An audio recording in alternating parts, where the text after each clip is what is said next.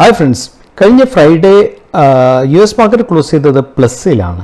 വലിയൊരു പ്ലസ് പോയിൻ്റാണ് വേൾഡ് മാർക്കറ്റിന് ഇന്ന് മാർക്കറ്റ് ഓപ്പൺ ചെയ്യുമ്പം. ഡൗ ജോൺസ് ക്ലോസ് ചെയ്തത് സംതിങ് അറൗണ്ട് 450 പോയിന്റ് കൂടിയാണ് ക്ലോസ് ചെയ്തത്.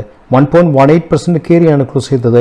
S&P 500 മദർ ഇൻഡെക്സ് ക്ലോസ് ചെയ്തത് 63.59 പോയിന്റ് കയറിയാണ്. നാസ്ഡാക്ക് ക്ലോസ് ചെയ്തത് 315.379 കയറിയാണ് ക്ലോസ് ചെയ്തത്. അപ്പം ഇതിൻ്റെ ഒരു വലിയ പ്ലസ് പോയിന്റ് എന്താണെന്ന് വെച്ചാൽ software than expected April jobs റിപ്പോർട്ടാണ് വന്നത്. US ഫ്രൈഡേ വന്നത്.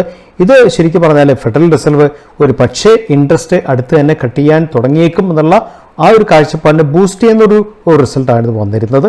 അതുപോലെ തന്നെ ശരിക്കും പറഞ്ഞാൽ ജോബ്സ് ഡേറ്റ് തന്നെ അനലിസ്റ്റ് എക്സ്പെക്ട് എക്കണോമിസ്റ്റ് എക്സ്പെക്ട് ചെയ്ത് 2.40 ലാക്സ് ആണ് ജോബ്സ് ആഡ് ചെയ്തത്. പക്ഷേ ആക്ച്വലി ജോബ് ഗെയിൻറ്റ് 1,70,000 ഉണ്ടായിരുന്നുള്ളൂ. അൺഎംപ്ലോയ്മെൻറ്റ് റേറ്റ് എന്ന് പറയുന്നത് ശരിക്കും പറഞ്ഞാൽ പ്രിയർ മന്ത് 3.80 ഉണ്ടായിരുന്നുള്ളൂ. അത് ലേറ്റസ്റ്റ് ഡേറ്റിൽ 3.9 ആയിട്ട് എഡ്ജ് ചെയ്തു. സോ ഇതൊക്കെ എന്താ പറയണ്ടേ, ഒരു ഫെഡ് റേറ്റ് ഇൻട്രസ്റ്റ് കുറയ്ക്കാൻ സാധ്യതയുണ്ടെന്നുള്ള ആ ഒരു മാർക്കറ്റിൽ വന്ന ഒരു പുതിയൊരു എൻത്യൂസിയാസത്തിൻ്റെ പുറത്ത് ആണ് ശരിക്കും ഡൗ ജോൺസും നാസ്ഡാക്ക് S&P 500 ക്ലോസ് ചെയ്തത്. തീർച്ചയായും ഇത് നിഫ്റ്റിക്ക് ഒരു സപ്പോർട്ട് അല്ലെങ്കിൽ വേൾഡ് മാർക്കറ്റ് സപ്പോർട്ട് കൊടുക്കാനുള്ള സാധ്യത മണ്ടയുണ്ട്. നിഫ്റ്റി എൻ്റെ നോട്ടത്തിൽ ഒരു ഭയങ്കരമായിട്ട് കുതിച്ച് കയറുന്നതിന് പകരം നിഫ്റ്റി ഒരു ഇത്രയും ദിവസം കുതിച്ച് കയറിയ നിഫ്റ്റിയാണ്. അതുകൊണ്ട് ഒരു കൺസോളിഡേഷൻ നിഫ്റ്റിക്ക് അത്യാവശ്യമാണ്. റേഞ്ച് ഡെവലപ്പ് ചെയ്ത് കൺസോളിഡേഷൻ കഴിഞ്ഞ ശേഷമായിരിക്കാം നിഫ്റ്റി എന്താ പറയണ്ടേ മുകളിലേക്ക് പോകുമ്പോൾ താഴേക്ക് പോകുന്ന ഡിസിഷനിലേക്ക് വരാനുള്ള സാധ്യതകൾ. സോ നമ്മളൊരു സാധ്യത മാത്രമാണ് നോക്കിയത്. എൻ്റെ ഒരു കണക്കൂട്ടിലാണ് ഞാൻ നിങ്ങളോട് പറഞ്ഞത്. നിഫ്റ്റി റേഞ്ച് ഡെവലപ്പ് ചെയ്തിട്ടായിരിക്കാം നിഫ്റ്റി എന്താ പറയണ്ടേ അടുത്ത ലെഗ് ഓഫ് എക്സ്പാൻഷനോ അല്ലെങ്കിൽ കോൺട്രാക്ഷനോ നമുക്കറിയില്ലാണെന്നുള്ളത് അത് വരാനുള്ള സാധ്യതയുള്ളൂ. നമുക്ക് അടുത്ത ടോപ്പിക്കിലേക്ക് നമുക്ക് കിടക്കാം. ഫ്രണ്ട്സ്, നിങ്ങളുടെ മുമ്പിൽ സ്ക്രീനിലാണുള്ളത്. റെയിൻ ബ്രേക്ക് ലൈനിങ് എന്ന് പറയുന്ന കമ്പനിയെ കുറിച്ചാണ് പറയുന്നത്. ഇമ്പാക്ട്ഫുൾ റിസൾട്ടാണ് തന്നിരിക്കുന്നത്. സൂപ്പർ റിസൾട്ടിന് ബ്ലോക്ക് ബസ്റ്ററിന് മുകളിലുള്ള റിസൾട്ടാണ് തന്നിരിക്കുന്നത്. റിസൾട്ട് വന്ന് വെള്ളിയാഴ്ച ഉച്ച കഴിഞ്ഞാണ്. അപ്പോൾ തന്നെ 20% കയറ്റി കളഞ്ഞു. Market cap 790 കോടിയുള്ളൂ. ഇത് സ്മോൾ ക്യാപ്പ് പോലുമില്ല, മൈക്രോ ക്യാപ്പാണ്. സ്റ്റോക്ക് ഈസ് 19.2 ഉള്ളൂ. ആൻഡ് കമ്പനിയുടെ ഇൻഡസ്ട്രി ബി 33യേക്കാളും എന്താ പറയുക വാല്യുവേഷൻ പോലെ കുറഞ്ഞ വാല്യുവേഷനിൽ കിടക്കുന്ന സ്റ്റോക്കാണ്. എന്താണ് റിസൾട്ട് ഇമ്പാക്റ്റ് എന്ന് നമുക്ക് നോക്കാം. കഴിഞ്ഞ മാർച്ചിൽ ടോപ്പ് ലെവൽ വന്നിട്ട് 165 കോടിയാണ്. ഇത്തവണ 186 കോടിയായിട്ട് കൂടി.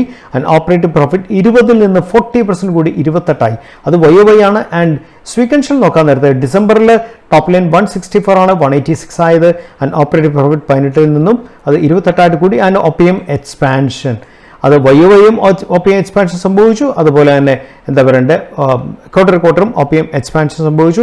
അത് നാച്ചുറലി EPS 13 രൂപയായിരുന്നു കഴിഞ്ഞ ക്വാർട്ടറിൽ. അത് 19.91 സംതിങ് അറൗണ്ട് 20 രൂപയിലേക്ക് EPS കുതിച്ച് ആടി.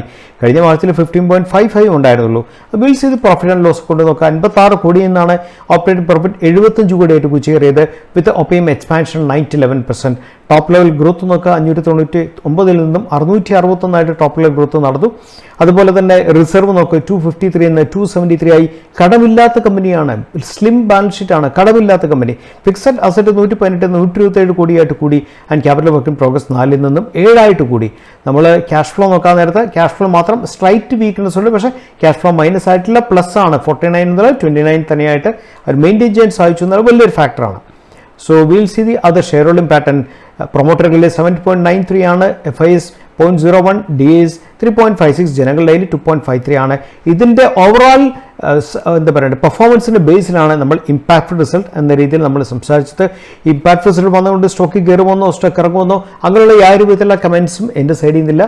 ജസ്റ്റ് നല്ല റിസൾട്ട് വന്ന സ്റ്റോക്കിനെ നിങ്ങളത് പ്രസൻറ്റ് ചെയ്യുക മാത്രമാണ് ചെയ്തത്. അടുത്തത് സ്ട്രോങ് സ്റ്റോക്കുകളെ കുറിച്ചുള്ള ഒരു റിപ്പോർട്ടാണ്. നിങ്ങൾ നോക്കണം. നമ്മൾ ബേസിക്കലി വോളറ്റിലിറ്റി കോൺട്രാക്ഷൻ പാറ്റേൺ ആണ് നമ്മൾ ഫോളോ ചെയ്യുന്നത്. സോ ആദ്യത്തെ കമ്പനി സുപ്രീം പെട്രോക്കം ആണ്. നോക്കൂ, സുപ്രീം പെട്രോക്കം തിരിച്ച് താഴ്ന്നതിന് ശേഷം ഒരു കോൺട്രാക്ഷൻ ഡെവലപ്പ് ചെയ്തു. ഫസ്റ്റ് കോൺട്രാക്ഷൻ എന്ന് പറയുന്നത് ഇവിടുന്ന് ഈ ലെവൽ വരെ വന്നു. അപ് ടു ദിസ് ലെവലാണ് കോൺട്രാക്ഷൻ വന്നത്. അവിടുന്ന് നെക്സ്റ്റ് കോൺട്രാക്ഷൻ എന്ന് പറയുന്നത് ഫസ്റ്റ് കോൺട്രാക്ഷൻ 25% ആണെങ്കിൽ അടുത്ത കോൺട്രാക്ഷൻ എന്ന് പറയുന്നത് ശരിക്കും പറഞ്ഞാൽ നമുക്ക് ഇനി ഇങ്ങോട്ട് നിൽക്കാം. സോ ഇത് വന്നിട്ട് സംതിങ് അറൗണ്ട് നെക്സ്റ്റ് കോൺട്രാക്ഷൻ 7.74% ആണ്.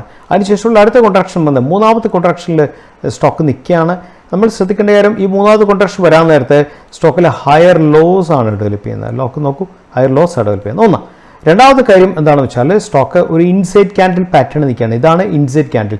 ഈ ക്യാൻഡിൽ ഉള്ളിലാണ് ബാക്കിയുള്ള ക്യാൻഡിൽ എല്ലാം കൂടെ വന്ന് നിലകൊള്ളുന്നത്. ദാറ്റ് മീൻസ് വോളറ്റിലിറ്റി കോൺട്രാക്ഷനിലാണ് നിൽക്കുന്നത്. എക്സ്പാൻഷൻ സൈഡിലേക്ക് വരുമെന്ന് നമുക്ക് പറയാൻ സാധിക്കത്തില്ല. നമുക്കതനുസരിച്ച് നമുക്ക് ഈ സ്റ്റോക്കിനെ കൂടുതലായിട്ട് ടെക്നിക്കലി പഠിക്കാൻ സാധിക്കും. അടുത്ത സ്റ്റോക്കിലേക്ക് കടക്കാം. നമ്മൾ അടുത്ത സ്റ്റോക്ക് നോക്കാമെങ്കിൽ ഇതും ഒരു വോളറ്റിലിറ്റി കോൺട്രാക്ഷൻ നിൽക്കുന്ന സ്റ്റോക്കാണ്. ആൻഡ് ബ്യൂട്ടിഫുൾ വോളറ്റിലിറ്റി കോൺട്രാക്ഷൻ ഉണ്ട് നടക്കുന്നത് ശരിക്കും. ആൻഡ് വോളറ്റിലിറ്റി കോൺട്രാക്ഷനോടൊപ്പം തന്നെ ശരിക്കും പറഞ്ഞാൽ ഇൻസൈഡ് ക്യാൻഡിൽ പാറ്റേൺ ഡെവലപ്പ് ചെയ്യുന്നുണ്ട്. അതാ ഇവിടെ 75 മിനിറ്റ്സിലാണ് ഞാൻ നിങ്ങളെ കാണിക്കുന്നത്. ഇൻസൈഡ് ക്യാൻഡിൽ പാറ്റേൺ ഡെവലപ്പ് ചെയ്യുന്നുണ്ട്. Looks very good actually. So ഇത് ഇനി റെസിസ്റ്റൻസ് വിട്ട് മുകളിലേക്ക് പോകുമ്പോൾ ഈ ഒരു സപ്ലൈ സോൺ ആണ്, ഇത് ഡിമാൻഡ് സോൺ ആണ്. സപ്ലൈ സോൺ വിട്ട് മുകളിൽ പോവില്ലെന്നും നമുക്ക് മുൻകൂട്ടി നമുക്ക് പ്രവചനങ്ങളൊന്നുമില്ല. Will wait and see. അടുത്തത് ഹിറ്റാച്ചി എനർജി പവർ ഇന്ത്യ ആണ്. ശരിക്കും പവർ ഇന്ത്യയുടെ നിങ്ങൾ ചാർട്ട് പാറ്റേൺ മനസ്സിലാക്കൂ. പവർ ഇന്ത്യയുടെ ഹിസ്റ്ററി എടുത്ത് നോക്കിയാൽ എന്താ പറയണ്ടേ, ഒരു അപ് ട്രെൻഡ് വന്നു, ചെറിയ പുൾബാക്ക് വന്നു കയറി, ചെറിയ പുൾബാക്ക് വന്നു കയറി, ചെറിയ പുൾബാക്ക് വന്നു കയറി, വീണ്ടും കയറി എന്നുള്ള ലെവലിൽ കിടക്കുകയാണ്. ഇനി ഇവിടെ എന്താ സംഭവിക്കാൻ പോകുന്നത് വെച്ചാൽ ഇവിടെ ഒരു വോളറ്റിലിറ്റി കോൺട്രാക്ഷൻ വന്നു. കാര്യം ഇതൊരു ഇൻസൈഡ് ക്യാൻഡിലുള്ളിൽ വെള്ളിയാഴ്ചത്തെ ക്യാൻഡിൽ ഡെവലപ്പ് ചെയ്തു. അതുകൊണ്ട് തന്നെ കോൺട്രാക്ഷൻ ഏത് ശൈലിയിൽ പോകും എന്ന് പറയാൻ സാധിക്കത്തില്ല. നമുക്ക് ഈ ഇങ്ങനത്തെ ചാർട്ട്സുകൾ നമുക്ക് കൂടുതലായിട്ട് പഠിക്കാനായിട്ട് ഉപയോഗിക്കാം. ഇത് ബേസിക്കലി യങ് ഒഡീസ് എന്നുള്ള കൺസെപ്റ്റ്സിലാണ് ഈ ചാർട്ട് ഡെവലപ്പ് ചെയ്തിരിക്കുന്നത്. എനിവേ, ഞാൻ കൂടുതൽ ടെക്നിക്കൽ ടേംസ് ഒന്നും നിങ്ങളോട് പറയുന്നില്ല, കൂടുതൽ കൺഫ്യൂഷൻ ആക്കാൻ ഉദ്ദേശിക്കുന്നില്ല. സോ ബേസിക്കലി ഇത് എന്താ പറയുക, ഇൻസൈഡ് ക്യാൻഡിൽ പാറ്റേണിൽ കിടക്കുന്ന സ്റ്റോക്കാണെന്ന് മനസ്സിലാക്കുക. അങ്ങനെ ഞാൻ ബേസിക്കലി 3 സ്റ്റോക്കിനെ കുറിച്ചുള്ള കാര്യങ്ങൾ ഇപ്പോൾ നിങ്ങളോട് ഷെയർ ചെയ്തത്. വോളറ്റിലിറ്റി കോൺട്രാക്ഷനെ കുറിച്ചുള്ള കൺസെപ്റ്റ് നിങ്ങൾ തീർച്ചയായും പഠിക്കണം. കാര്യം അത് വളരെ ഡീറ്റെയിൽ ആയിട്ട് പഠിക്കേണ്ട കാര്യങ്ങളാണ്. അതിൻ്റെ അത് കുറേ കൺസെപ്റ്റ്സ് പഠിക്കാനുണ്ട് ശരിക്കും. ഒന്നും ഒരു ദിവസം കൊണ്ടോ ഒരു വീഡിയോ കൊണ്ടോ പഠിക്കാൻ പറ്റുന്ന കാര്യങ്ങളല്ല. വളരെ തറവായിട്ട് ഡീറ്റെയിൽ ആയിട്ട് പോകണം.